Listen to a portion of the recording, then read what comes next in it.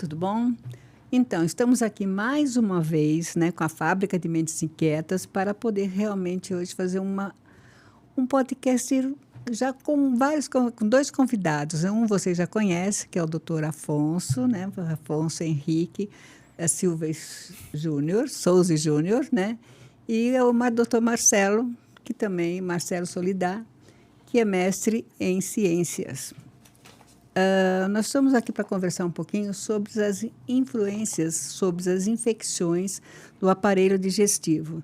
Então, nada mais justo do que chamar o professor, né, que trabalha com isso, nada mais justo do que trazê-lo, aquele que já faz parte da nossa bancada, que vocês já estão acostumados em ver, de falar um pouquinho sobre a experiência que ele tem, né? Ele é doutor, ele possui essa experiência, trabalha na Faculdade de Medicina da USP, ele é professor também do Instituto do Câncer, da Arce Camargo, ele é professor também da Faculdade Paulista de Medicina, além de ter atuado em vários outros segmentos, né? Aí nós temos o Marcelo, né, que ele é professor também, ele é graduado pela Universidade Metropolitana, ele também fez mestre em ciência pela Faculdade de Medicina da USP também, e ele também é docente na FAM e também docente na Santa Marcelina. Eu queria que vocês falassem um pouquinho, né, e começassem a perguntar, né, o que é, então, doutor Afonso? O que é doenças inflamatórias? Agora você já pegou na ferida, né? Doenças inflamatórias é uma parte importante em termos das doenças do aparelho digestivo, porque são doenças que têm uma intensidade de sintomas bastante importante e a incidência no mundo, não só no Brasil, está aumentando bastante. No Brasil, estima-se que pelo menos 10 a 100 vezes o que era no final do século passado. Então é um aumento bastante significativo. Mas o que define as doenças inflamatórias é a manifestação principal, que é o que a gente chama de diarreia disentérica, ou seja, aquela diarreia que tem muco, sangue ou pus. Ou seja, o intestino fica tão inflamado que ele libera na evacuação também esses elementos que a gente chama de elementos patológicos, né? Não é só uma diarreia aquosa, uma diarreia com fezes mais líquidas, mas sim com esses outros elementos que não são comuns na evacuação. Mas esse é por onde a gente começa... É o básico. Por onde a gente começa a fazer o diagnóstico, né? O diagnóstico, né? Eu acho que é o básico realmente, mas existem várias outras questões que levam a pessoa a procurar. Existe uma idade específica para o aparecimento dessa doença? Ou existe alguma coisa mais específica? Em termos de idade, como agora está aumentando muito a incidência, então provavelmente vai ter um pouco de mudança aí nessa questão da idade. Mas o típico, né, o clássico, é adulto jovem. Né? Era lá no começo quando uma das doenças foi descrita, que foi ainda agora recente no século XX, na década de 50, a retocolite, que é a doença irmã, já era conhecida há mais de um século, elas afetavam mais as mulheres, uma proporção lá 3 para 2 ou 3 para 1 homem.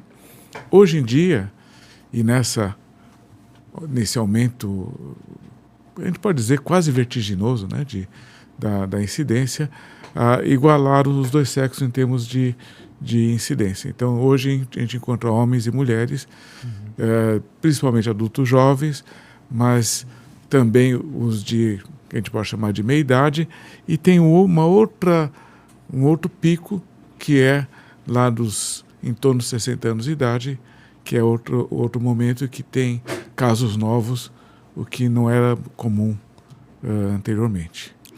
E nesses estudos, né, que você está falando, né, existe alguma causa específica para o aparecimento dessas doenças? Vocês já estudaram isso? O que acontece?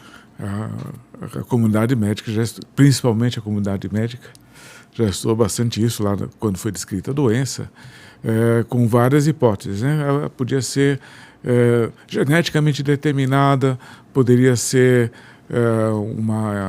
uma infecção especial de algum micro-organismo, podia ser uma doença do grupo das autoimunes, ou seja, seria uma inflamação causada de um ataque do sistema imunológico da pessoa mesmo, poderia ser alimentar, mas nenhuma dessas sobreviveu até hoje, né?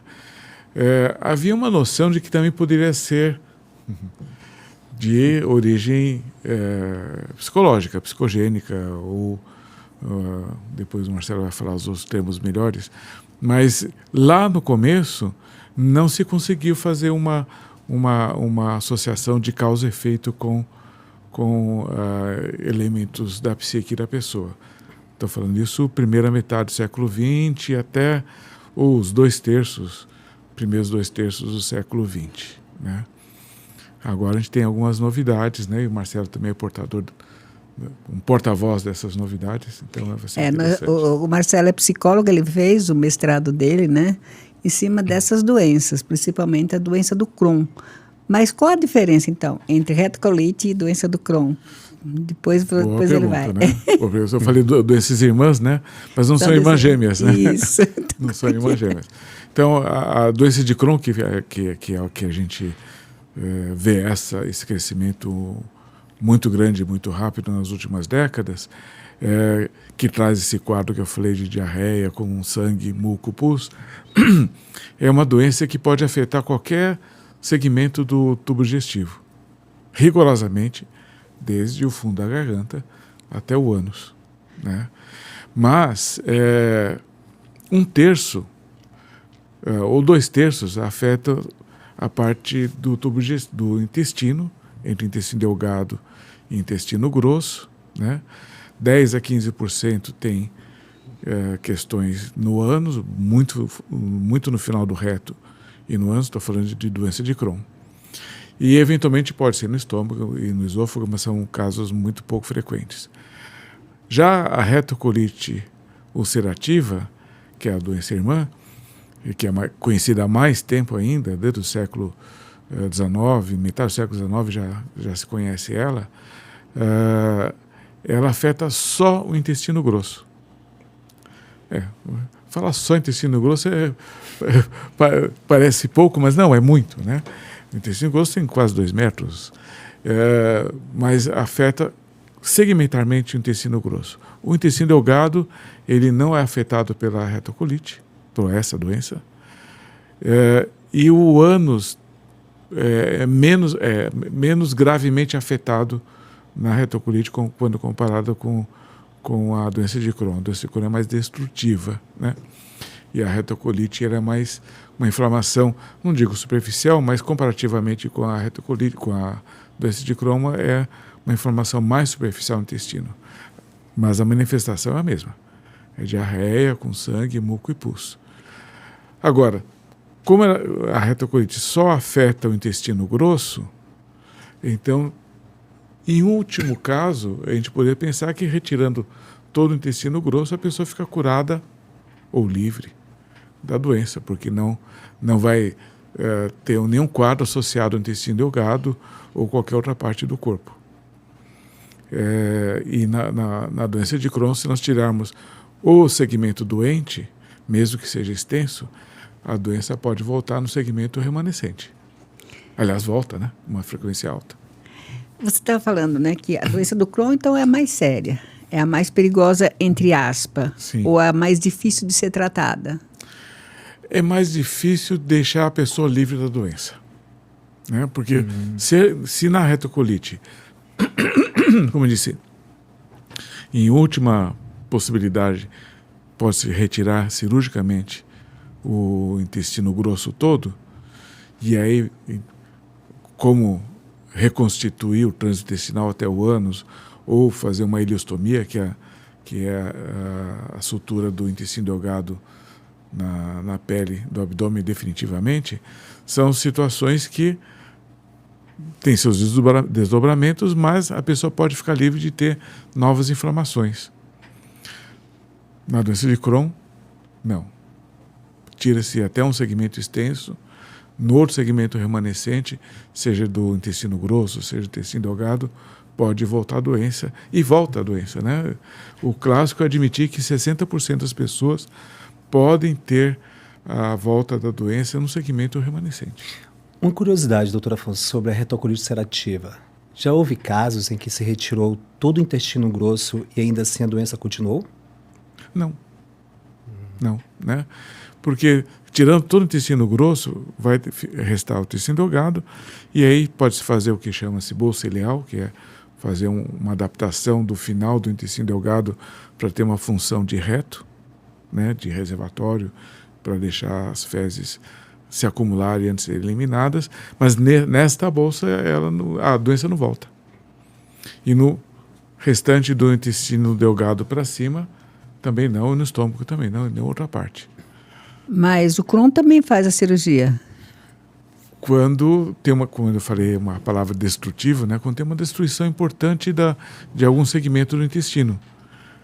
Aí é incompatível com uma vida minimamente confortável e, eventualmente, até com riscos mesmo de morte, né? Quando tem uma infecção grave naquele segmento inflamado, ou quando tem uma hemorragia importante a partir daquele segmento inflamado, ou aquele segmento determinar uma diarreia que a gente chama de espoliante, ou seja, que perde a condição de nutrição, perde a condição de saúde do corpo. Se não tira aquilo, e tem que se tirar, se faz a operação. Mas na retocolite a gente fica mais confortável em propor o procedimento cirúrgico, porque a doença está recidivante, ela está trazendo uma qualidade de vida ruim, então pode-se fazer alguma medida. Na doença de Crohn, quase que somos obrigados a fazer a operação para livrar a pessoa daquele segmento muito doente. Mas a gente não vai conseguir livrar de manifestações futuras da doença. Você falou no começo que a doença do Crohn ela pode pegar tanto da garganta, o estômago, tudo. E como que é essa manifestação? A pessoa chegou já a procura o serviço médico com essas manifestações na garganta, no estômago? Como que é essa manifestação antes de chegar ao intestino? Na realidade, a gente não sabe se tem uma sequência, uma sequência, né? Mas quando é fundo da garganta é raríssimo, né? Muito raro. No estômago já não é tão raro, mas é pouco frequente. Mas aí se confunde com sintomas de gastrite, por exemplo, né?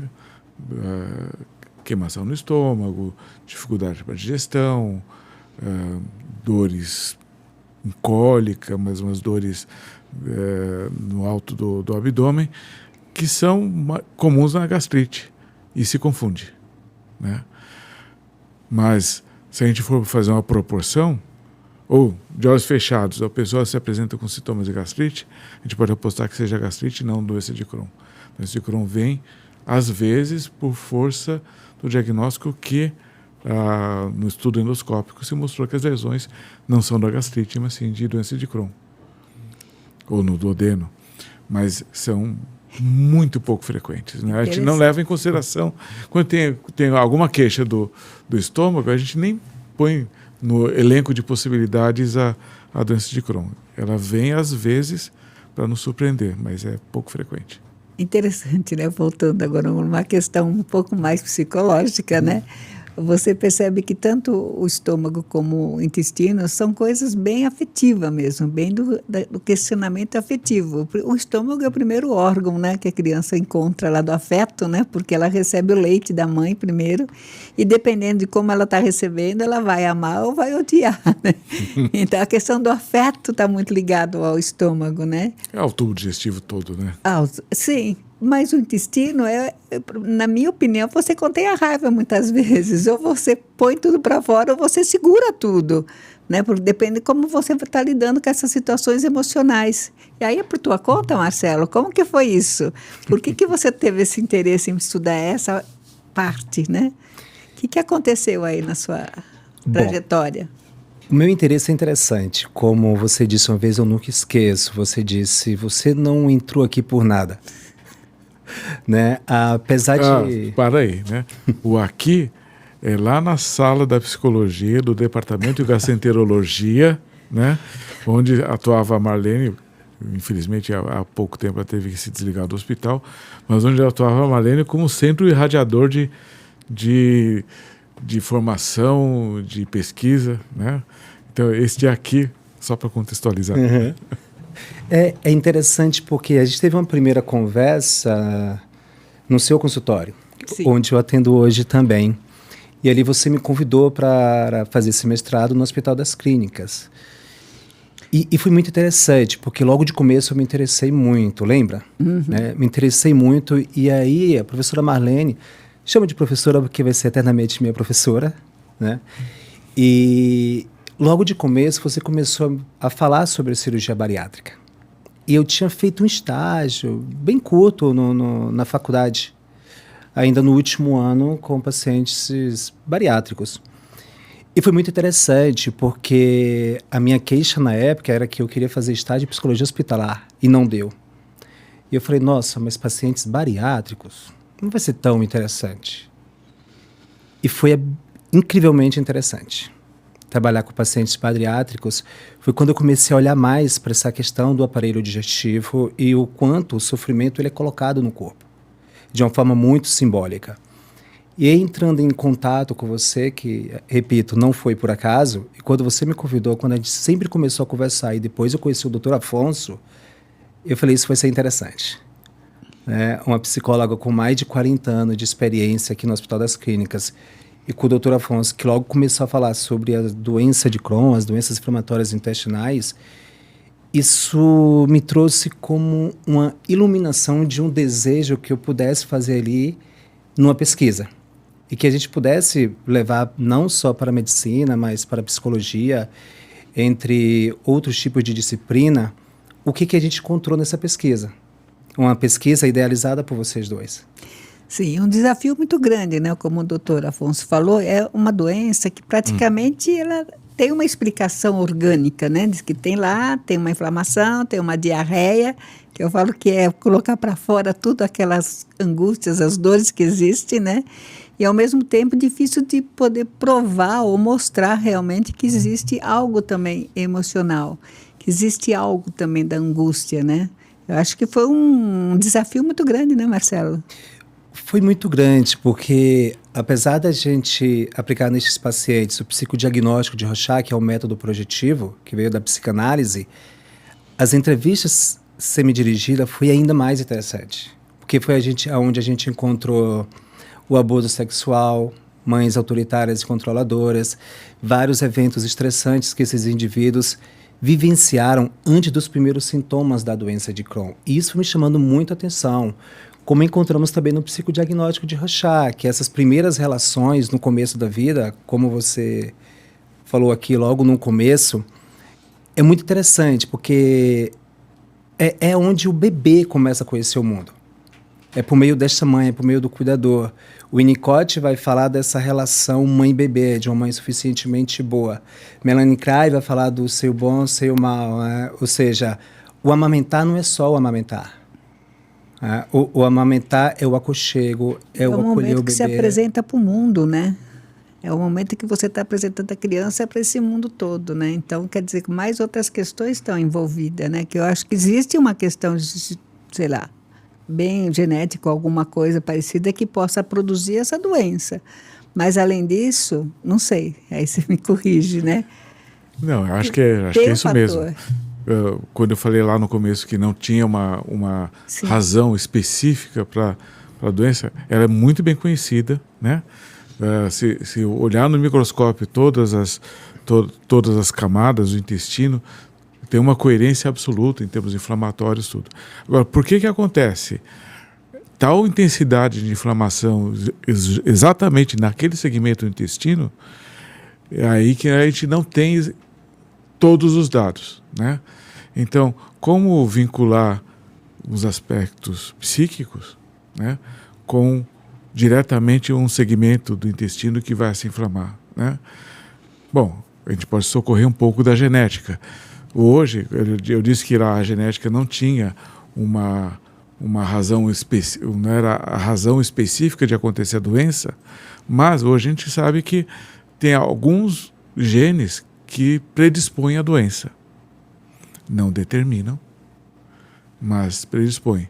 Porque se determinasse, a gente faria um teste genético e fala, bom, esse jovem ou essa criança ou esse adulto vai ter doença de Crohn ou a retocolite. Mas não é o caso.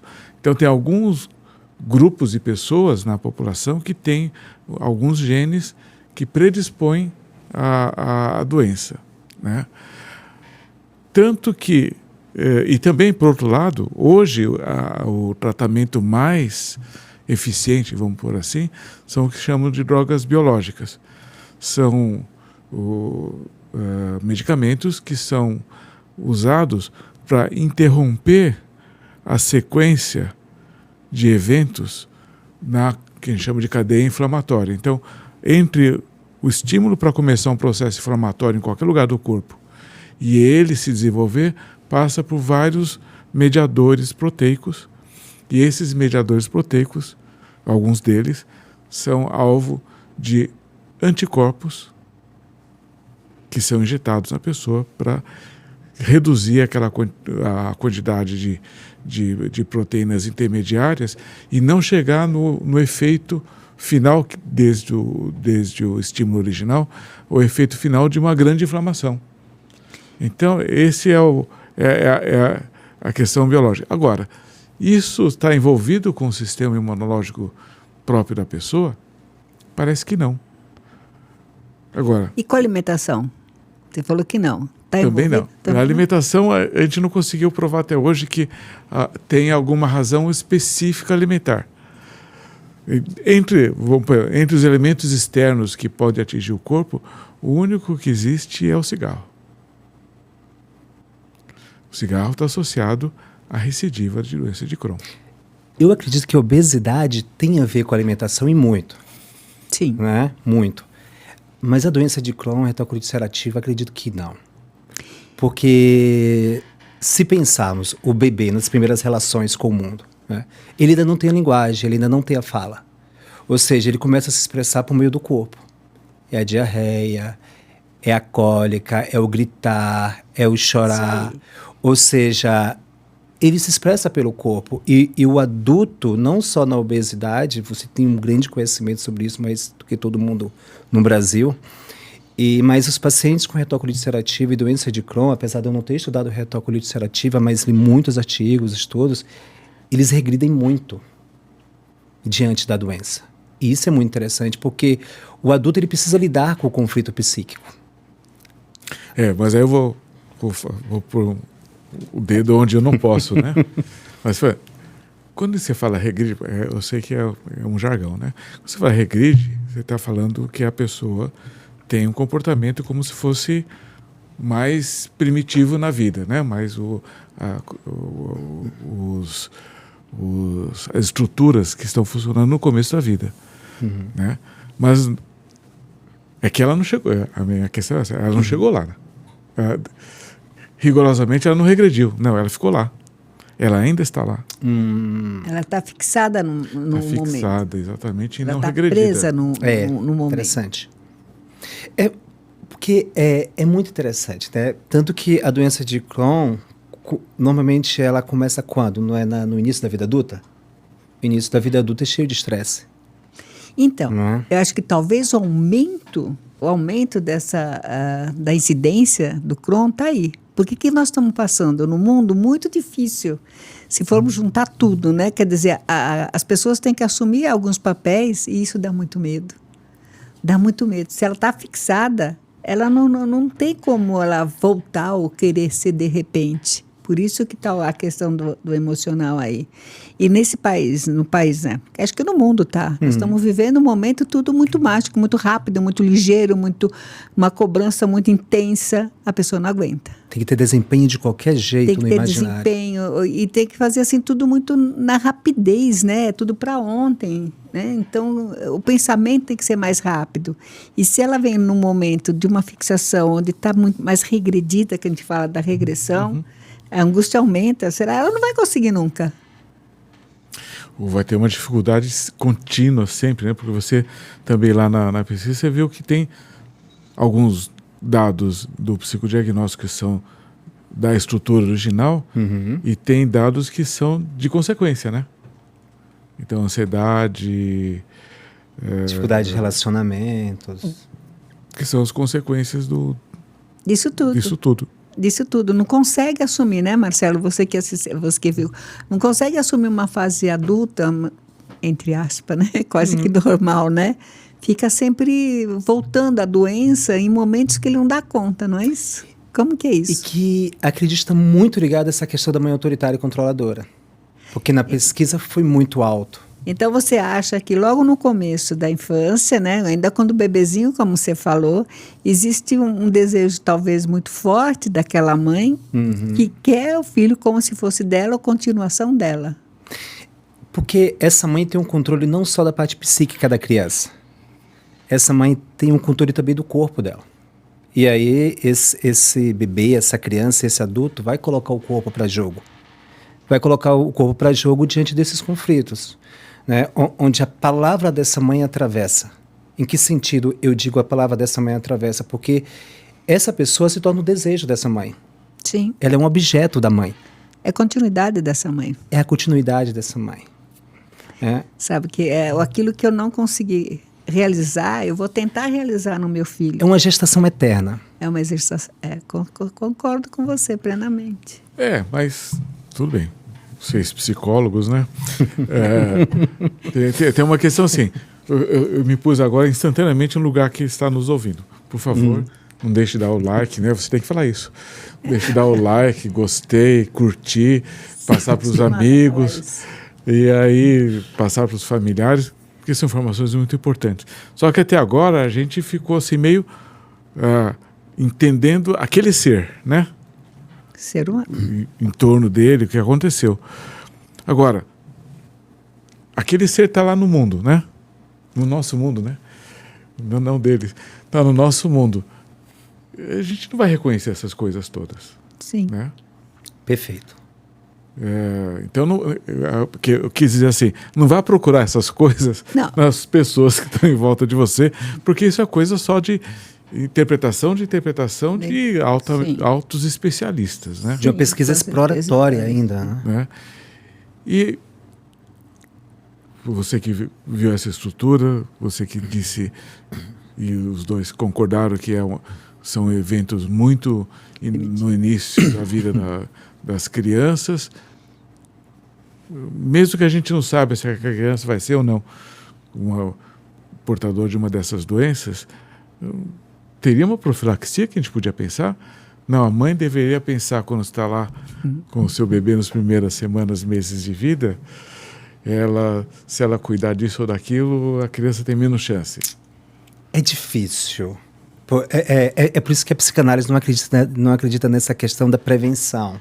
Porque eu sempre digo, a gente é mãe, pai, esposo, amigo com nossas dores, medos, angústias, trauma, experiências subjetivas de vida. Ou seja, a gente vai amar com todas as nossas falhas.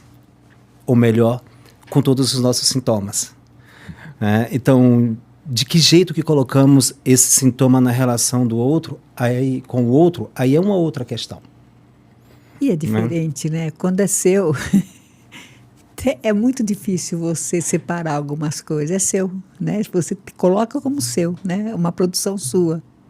Considerando Perfeito, produção sua. É uma produção sua. Então fica difícil, né? Se eu posso controlar o tempo todo. Saber isso, entender isso, leva-se um processo muito tempo para essa mãe. Eu vou fazer uma coisa radical.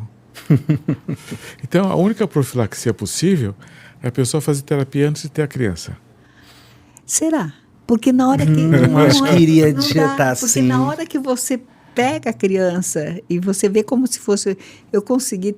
a maternidade, ela tem um poder maior para a mamãe, né? Quer dizer, ter um filho para você saber ser mãe, né? Mas muitas vezes é como se, puxa, eu tenho que cuidar, é meu, eu tenho que fazer. Eu falo que a mãe é a única que sabe que o filho é dela. O marido tem que fazer DNA. Desculpa, mas é verdade. Ótimo. Né? Então, quer dizer... Às vezes é melhor evitar. Com certeza, mas assim, mas ela é a única, né? Então, cria-se um certo poder. Ela é a única que amamenta. O Freud vai falar isso no texto Narcisismo, Sim. né? Majestade do bebê. A majestade do bebê, porque assim... Ele que a mulher amamenta, a mulher que dá o primeiro contato, a mulher que faz, ela é responsável pela condição do ser, né? Quer dizer, ela é a formação. Então, vai depender como ela vai se sentir naquele momento. É muito difícil, vou fazer terapia. Eu tenho várias pessoas que estão grávidas, paciente e aluno, né? Que estão grávidas hoje e que, assim, meu Deus, né? Elas ficam assim, um medo muito grande. Eu não quero ser como foi isso, eu quero mudar isso. Mas será que dá? Eu vou ser pai agora, eu fico me imaginando como eu vou ser pai. Pai é secundário. Que ótimo. Mas também é responsável, né? Não, mas, claro assim, que é, claro que é. O pai é aquele que dá a lei, a ordem, né? Ainda mais um filho, né, Lucas, né? Luca, e aí tem uma outra questão, que é o que vocês falaram, que fizeram um podcast sobre essa questão do homem fraco hoje, né? Isso. Que acontece muito isto. E isso me chama a atenção. Como essa mãe vai cuidar dessa criança? Porque a mãe começa a dar os primeiros passos, mas se não existir uma figura paterna que está ali presente, não necessariamente o pai, mas uma figura paterna, fica difícil. Que dê autoridade, que dê o exemplo. E que a mãe o respeite, porque se ela não o respeitar, de nada vai adiantar. Eu tenho um exemplo muito interessante, não saindo um pouquinho, mas está dentro do assunto. Eu atendo mais adolescentes na clínica. E é muito interessante, porque os adolescentes têm muita pressão dessas escolas particulares de São Paulo, que eu não vou citar nomes.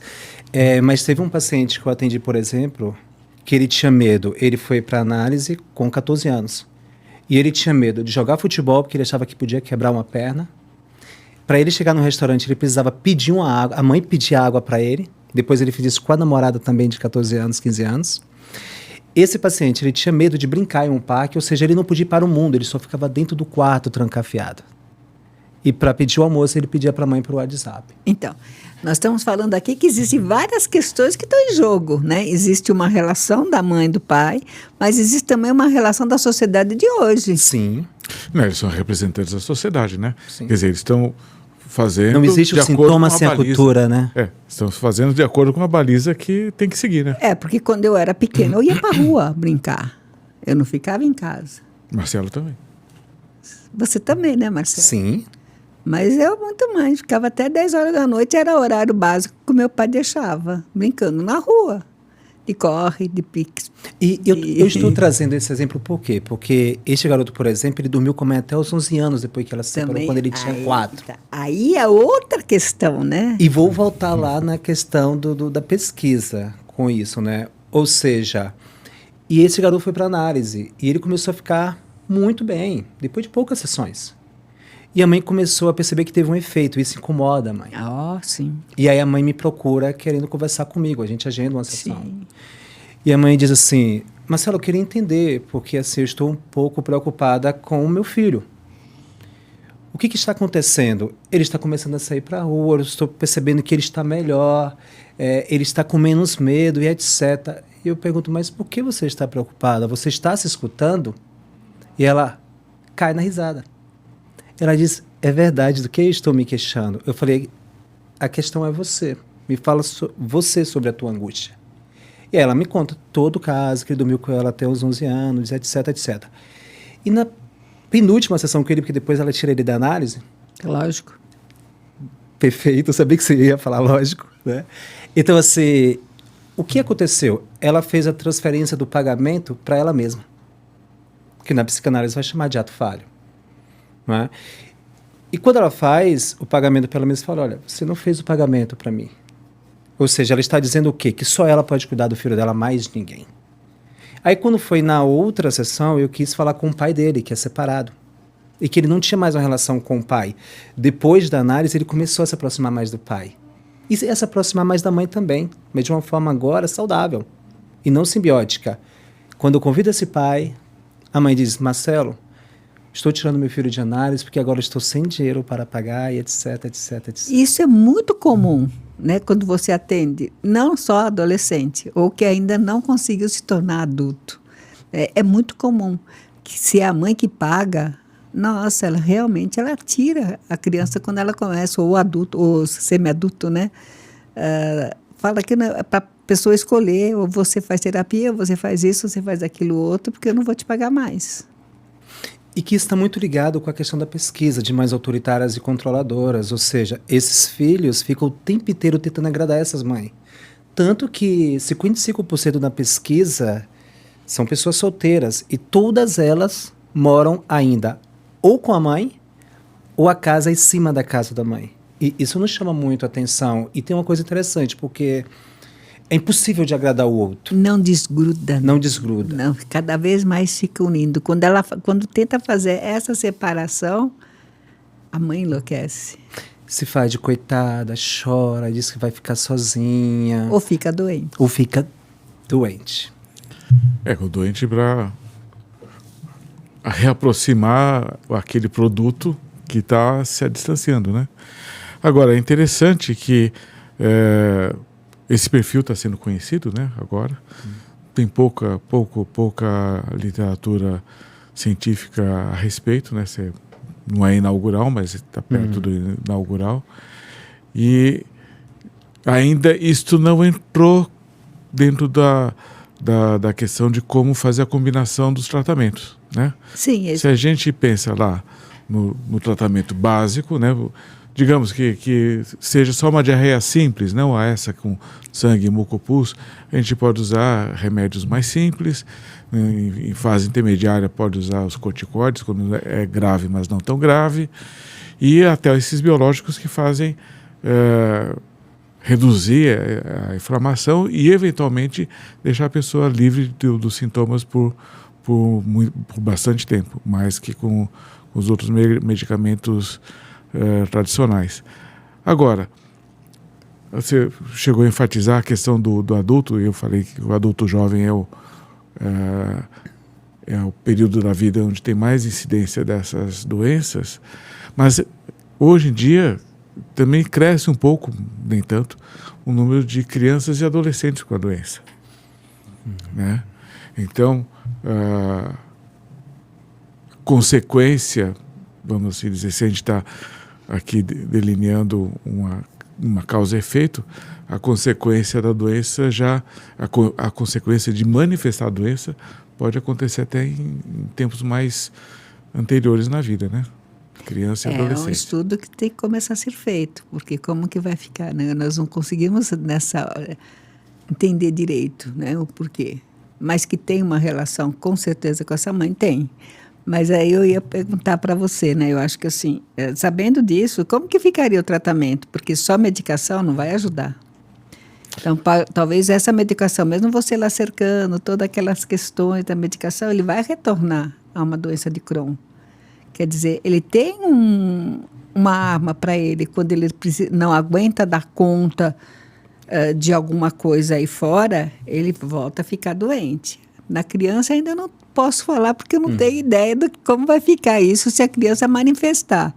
Né? Ou talvez porque há uma cobrança maior para que ela faça alguma coisa e ela não dá conta também, começa a aparecer alguma doença. Ou a predisposição genética é mais intensa do que dos outros, a gente não sabe. Isso, nós não sabemos ainda o que é. A gente já está levantando hipóteses mil que vai ter que ser estudada mesmo. Então, mas aí tem outra hipótese, lembrando agora que você está falando do tratamento, né?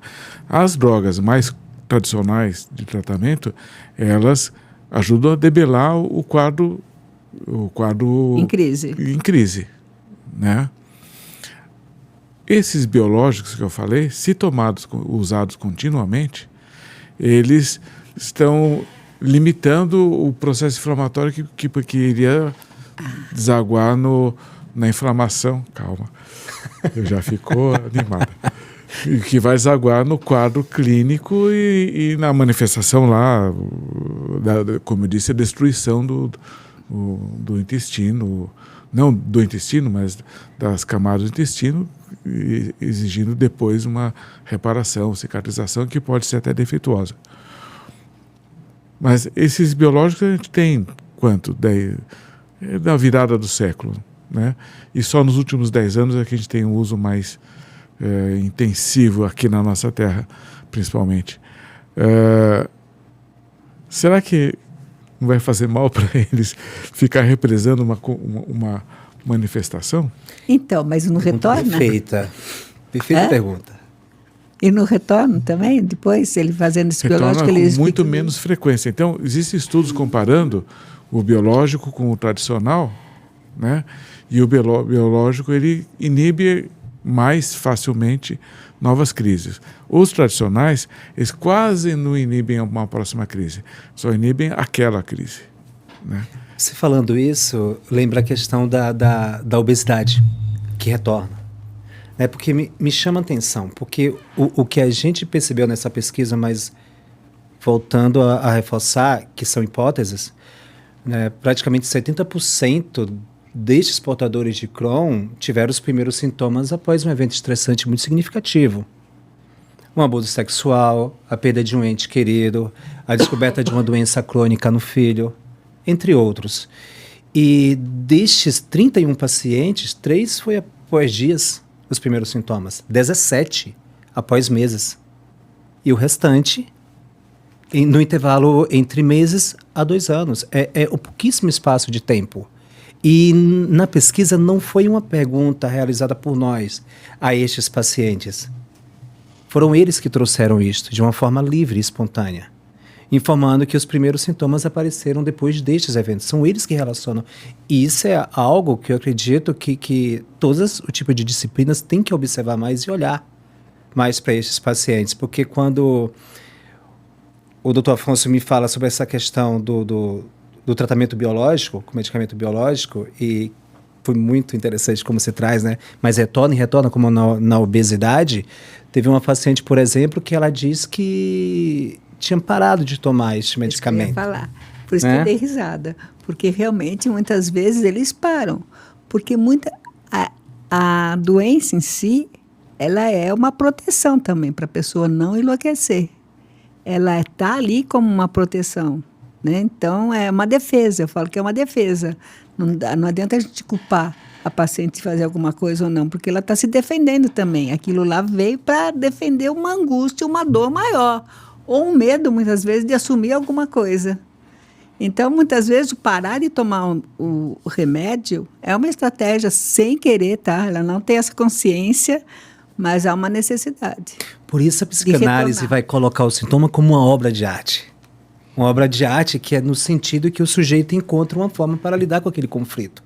Aonde vai ser? Se vai ser com a psicose, com uma doença crônica, algo ou do tipo? até a obesidade também. O retorno da cirurgia da obesidade também está nisso, porque muitas vezes ela não dá conta, ele não se preparou, não trabalhou essas questões tão angustiantes, ou medo de assumir algum papel, ele prefere voltar a engordar. Mas ele inconsciente. Daí, sabe, até cirurgia eu fiz, não deu certo. Fiz de tudo, da rua à lua, e não deu certo. Algo que esteve presente em todos estes pacientes é a questão das vivências precoces traumáticas. Sim, isso em todos. Em todos tem. Tanto na obesidade como na traumática e de abandono, que também é traumático. Também é traumático. E isso é interessante, porque eu volto à questão dessa mãe autoritária e controladora, que foi o que mais me chamou a atenção na pesquisa, eu acredito que em nós três. Porque, por mais que você tente agradar o outro sempre quer mais. E chega uma hora que você não tem mais o que dar. Sim. E o que você faz? É melhor adoecer e dizer que não é possível e realizar o desejo do outro? Não daí sei. Você fica na sua incapacidade, né? E quando mexe com a sua dor, com essa incapacidade, você acaba realmente adoecendo sem perceber. Porque é duro você não ser capaz de agradar o outro. Porque a necessidade, nós sempre estamos fazendo muito mais pelo outro. E isso é uma coisa que tem que terminar, né? Olhar para si mesmo, até onde eu posso ir. Não é que você vai deixar de amar ou deixar de fazer alguma coisa para o outro, mas até onde eu posso ir. E essa demanda de amor, como é que fica? Ou esperar, né? O que você espera de retorno. Esse é o maior problema. O que você espera do retorno. Eu acho que a melhor fala é essa, professora Maria. Assim, o que é que o outro espera de mim? Porque eu não tenho mais o que dar. E o que você espera que o outro te dê também. Porque você nunca faz nada sem querer uma recompensa. Sabe, se você está fazendo alguma coisa para agradar o outro, você quer um pouco de carinho, um pouco de atenção, um pouco de amor, sei lá, alguma coisa nesse sentido também. E se o outro não te dá, o que é que tu faz para buscar? Aquele um sintoma? Sintoma, porque pelo menos eu vou ser cuidada, né? Uma história que você mesmo estava falando, depois você pode repetir, né? Você cuidada por alguém, você cuidada pelo médico, eu vou ser tratada com carinho, vou ser olhada, está no meu corpo. Eu vou estar, tem uma doença no meu corpo, eu falo através dele, eu vou ser cuidada por ele. Acho que é inspiração para nós todos, né? Que não somos psicólogos, porque eles vivem isso no dia a dia. Para nós é uma inspiração entender que temos forças internas que nos subjugam às vezes, né? Ou que a gente tem que levar em consideração às vezes, né? Quando é muito primitivo, né, como você usou essa palavra, quando é muito no início da vida, tem pouco a se fazer, além de conhecer, claro, né? Muita terapia, talvez consiga, uma disposição enorme para resolver um quadro que se teve convicção de que fosse de origem psíquica, aí pode-se pensar no desdobramento disso. Mas a gente é mais um circunstante olhando, né, admirado dessas coisas interessantes que a cabeça faz na gente, né? E sabe, muitas vezes, né, a terapia não vai curar, entre aspas, né? Não cura, né? Você vai fazer com que a pessoa entende o que incomoda ela e como ela vai lidar com isso daí. Ela mesma vai buscar, né, o que está incomodando e como que ela vai poder estar lidando com isso. E aí talvez ela consiga sair dessa situação e não ficar tão dependente ou tão presa a situações familiares ou outras questões parecidas. Tão presa ao desejo do outro. Porque o que ficou muito perceptível nos portadores de Crohn e também na obesidade, como você sempre trouxe, essa dificuldade de dizer não. E Belchior já dizia, né, o maior ato de liberdade é dizer não. Eu acredito muito nisso, porque quando você está preso no desejo do outro, onde fica teu desejo? Tanto que você pergunta a esses pacientes, mas qual o teu desejo? É uma hora que angustia muito, porque não tem. Não tem. Porque é objeto. É objeto. Por isso que eu falei, ou você come... Objeto sem condição de ter um pensamento próprio, né? Então, ou você come, sufoca seu desejo, fica lá preso, né? Você não existe, fica sufocado, ou você coloca tudo para esmerdear o mundo. Porque de alguma forma tem que sair.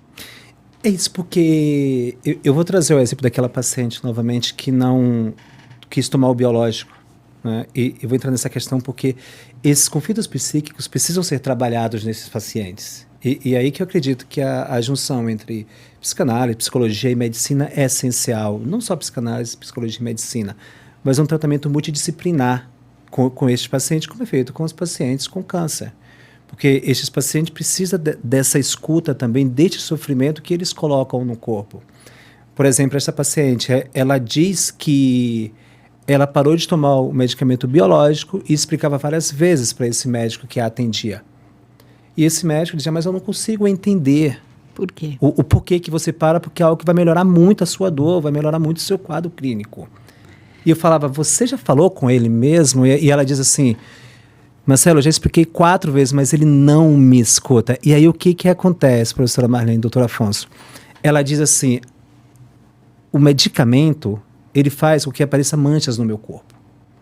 Ou seja, uma coisa que eu gostava muito era ficar de lingerie junto com o meu marido. Hoje, para a gente ter uma relação sexual, eu preciso que apague as lâmpadas. E eu tenho vergonha hoje do meu corpo. E eu tenho medo que ele faça o mesmo que ele fez com a outra esposa. Que ele me troque por uma mulher mais jovem. Aí a pergunta que fica é, qual a dor maior para esta paciente? É a dor física ou a dor do amor? Eu acho que isso é uma pergunta que a gente tem que se fazer. Então, essa questão de trabalhar esses conflitos psíquicos nestes pacientes, será que eles colocariam esse sofrimento no corpo? Porque a questão da alexitimia, que a gente também estudou e percebeu na pesquisa, não existe uma alexitimia com estes pacientes. Explica para a população o que é. Alexitimia é a dificuldade do paciente em reconhecer suas emoções e seus sentimentos e também de expressá-los. E a gente percebeu que não, que os pacientes, eles conseguem sim, tanto que na entrevista, os pacientes praticamente nem falavam da doença. Eles falavam da história de vida deles. Ou seja, o nosso corpo, ele tem uma história, uma experiência subjetiva, que é toda colocada neste corpo, que também faz parte da nossa identidade. É que eu fico o tempo inteiro lembrando da obesidade, né, das nossas conversas. Que não tem diferença. Não tem diferença. Não Né? tem jeito. E a gente poderia estender o raciocínio para outras doenças psicossomáticas? Psoríase, por exemplo. Algumas sim. Né? Eu acho que tem algumas mudanças. Eu estou aqui pensando, se estavam falando, né? Tem algumas pessoas que é mais difícil. Acho que entra em outro, não na psicossomática, mas em outra categoria, que não só fala da doença. E aí não fala mais de si mesmo, não fala das emoções. Aí é uma outra doença. Que é isso? Será que se trabalhar estes conflitos com estes pacientes, que eles possam falar sobre o sofrimento deles, será que eles vão colocar esse sofrimento no corpo? Isso é uma pergunta que fica. Talvez aí sim seria um estudo bem interessante. Um tratamento com este paciente de 2 anos, por exemplo, para ver se iria ter uma melhora no quadro clínico. Óbvio que seria um estudo bem complexo. Só que mas bem interessante. Mas nesses 2 anos, muitas crises eles vão ter. Uhum. Porque a hora que você está mexendo, lidando com a psicanálise, com certeza mexe e vai aparecer. Se é uma defesa, a mesma coisa quando começam a fazer o acompanhamento da obesidade. Muitas vezes, nesse caminho, eles engordam e emagrecem, engordam e emagrecem, engordam e emagrecem. Porque é normal. Até eles realmente conseguirem entender o que é que está acontecendo e como que eles podem estar mudando sem ter medo. Sem ter medo de perder a mãe, talvez, sem ter medo de perder o pai, se sentir responsável por outras questões que estão ali, né, no meio. E saber que a vida é isto. E que a vida é isso. Né? Porque Conrado Caligares, ele fala uma coisa que eu gosto muito. Ele diz que a vida não é para ser feliz. A vida é para ser interessante. Sim. E é isso mesmo. A vida... Pessoa feliz demais, a gente chata. Né? Ainda mais com esses discursos motivacionais hoje em dia, de coach, etc. A questão da vida é para ser interessante. As dores também têm que ser vivenciadas. O sofrimento também tem que ser vivenciado. Os grandes gênios saíram do sofrimento, né? Fernando Pessoa, entre outros. A questão é, estes pacientes não querem entrar em contato com a dor. Se eles não querem entrar em contato, o que é que ele faz? Se não sai de uma forma simbólica, por meio da palavra, tem que sair por algum lugar. Eu falo que é que nem se fosse o eletrocardiograma, né? A vida é assim, sobe, desce, sobe, desce, sobe, desce, sobe, desce, sobe. Tem o seu sobe, tem o seu desce, tem os picos e vai assim. E é isso. Se não tiver esse movimento, sei lá, que graça teria a nossa vida? Que graça teria você ficar cansado? Você falou que está cansado, eu estou cansado. Final de ano, todo mundo está cansado. Que graça teria? Mas eu vou voltar no ponto que o Marcelo disse, que o ideal seria uma coisa multidisciplinar, um tratamento, uma abordagem multidisciplinar, de tal forma que as expertises se completassem para ter um resultado melhor na proposta terapêutica dos pacientes, né? E isto, em muitas áreas, é dificílimo, né? Na nossa área está mal começando. Acho que é um trabalho de conhecimento de área para poder desenvolver linguagem comum, objetivos comuns, entendimentos comuns para o futuro. Eu acho que a gente está nos primeiros passos ainda, né? Porque o exemplo desta paciente que não toma o tratamento biológico, né, o medicamento biológico, sabe que se ela falasse sobre esse sofrimento dela, dessa relação com o marido, etc., fizesse uma análise e conseguisse lidar com isso, será que ela deixaria ainda de tomar o medicamento? Né? Não sabemos. Ou teria certeza para um lado ou teria certeza para o outro. Nós teríamos várias outras coisas. É uma certeza também que ninguém vai tirar um paciente do outro, porque Sim. Isso também fica muito, muito difícil, né, para as pessoas entenderem. Né? Porque é um conjunto, é junto. E isso tem que ficar muito claro. É um trabalho junto. Né? É um cuidado com o paciente. É um cuidado com o paciente. Não é como a histeria clássica do Freud, que era só do psicanalista. Né? Não, Ponto. ponto. Né? Porque é algo que eu acredito que falta em muitas áreas. A psicologia, por exemplo, eu acredito que tem uma falha muito grande. Né? Hoje em dia a gente vê aí a quantidade de diagnósticos errados que tem. A gente vive uma epidemia de diagnóstico, não de transtornos mentais. Ou seja, a psicologia está muito focada nesse diagnóstico, aplicando vários testes, etc, entrevistas, e muitas vezes não escuta o sofrimento do paciente. Né? A questão é, as áreas estão escutando o sofrimento do paciente? É mais fácil você dar um remédio para TDAH, para não sei o quê, para... E é mais fácil, inclusive, para o próprio paciente tomar um remédio, né? E é mais tranquilo para uma mãe, é mais tranquilo para o médico, é mais tranquilo para a farmácia, para os laboratórios, para tudo. Um remedinho também. Você falou da dor. Muitas vezes, será que eles querem tirar a dor física? Não quer.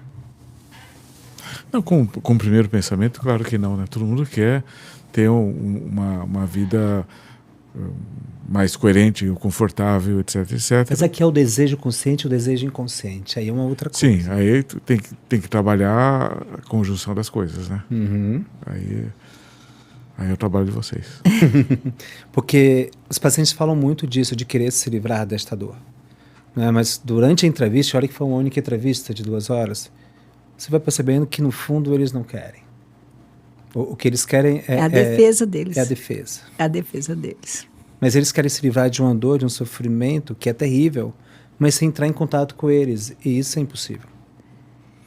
Acho que o fundamento de psicanálise ou de tratamento psicológico, objetivos de vida de cada um, acho que vai ser um outro podcast. Né? Com certeza. Eu acho que assim, nós tiramos aqui, fica realmente aqui a coisa mais fundamental desse podcast, é que nós precisamos de um trabalho conjunto, que pensando no paciente, no indivíduo em si, né, os dois. Isso que eu acho que nós tem marcamos. Muitas outras pesquisas nessas direções. E tem outras pesquisas para se fazer. Então, por favor, vamos pesquisar, vamos tentar olhar para esse lado, que eu acho que é um campo amplo. E como estamos falando que está aumentando, está na hora de parar um pouquinho e pensar nisso também, né? Agradeço, né? Agradeço a você, Marcelo, pela sua disponibilidade. Eu que agradeço. Afonso, por esse... quê? Não, eu sei que você faz parte da nossa bancada, mas por tu trazer essa sua visão também, né? Uhum. Eu acho que é fundamental para nós também. Foi um grande, imenso prazer estar com vocês novamente. Nós Estou muito feliz. E aí também, né, agora todo mundo, por favor, dá o like aí, né? Dá um sinalzinho. Sigam, assistam e comentam também, que estamos esperando comentários. Tirem dúvidas. Dicas de novos podcasts. Com certeza. É aí, Marcelo. Obrigada. Então...